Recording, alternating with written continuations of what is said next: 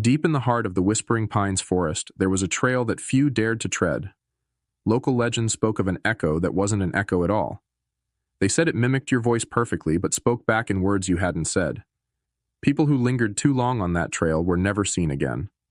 Evan, a skeptical young man with a thirst for the supernatural, decided he would uncover the truth. Armed with a flashlight, a voice recorder, and his courage, he set out alone on a moonlit night. The trees loomed overhead like silent guardians, their skeletal branches clawing at the starless sky. The first hour was uneventful, save for the occasional rustling of leaves. But as he ventured deeper, the air grew heavy, and the silence became unnerving. Then he heard it, a faint whisper, his own voice calling out his name. Evan.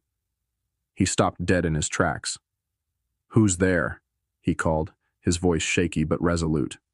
The echo answered, softer this time. "Who's there?" Evan shivered. He glanced around, swinging his flashlight in frantic arcs, but saw nothing but the dark void of the forest. Deciding to press on, he continued, his pace quickening. "Why are you here?" The echo whispered moments later, sending a chill down his spine. "I'm here to find out what you are," Evan replied, his voice firmer than he felt. The echo responded almost instantly.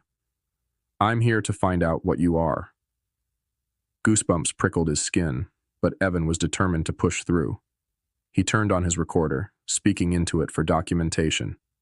"It's responding to me, but there's no one here. I'm not afraid." The echo laughed softly. "I'm not afraid." Suddenly the flashlight flickered and died, plunging Evan into darkness. Panic gripped him as he fumbled with the flashlight, slapping it against his palm. It sputtered back to life for a moment, illuminating a figure standing a few feet away, a mirror image of himself. The figure smiled, but the expression was wrong, too wide, too menacing. "I've been waiting for you," it said. Evan staggered back, dropping the flashlight. The beam twisted wildly, casting grotesque shadows on the trees. "What are you?" he demanded. The figure tilted its head. "I'm what's left when you leave." Before Evan could react, the figure lunged at him. He screamed, the sound swallowed by the forest. Days later, a hiker found Evan's flashlight and recorder lying on the trail. The authorities recovered the device, hoping it might reveal his fate. They played the recording, listening intently. At first it was normal, Evan's voice documenting his journey. But near the end, his voice turned desperate, frantic. The final words on the tape chilled them to their core. "I'm not Evan," the voice whispered.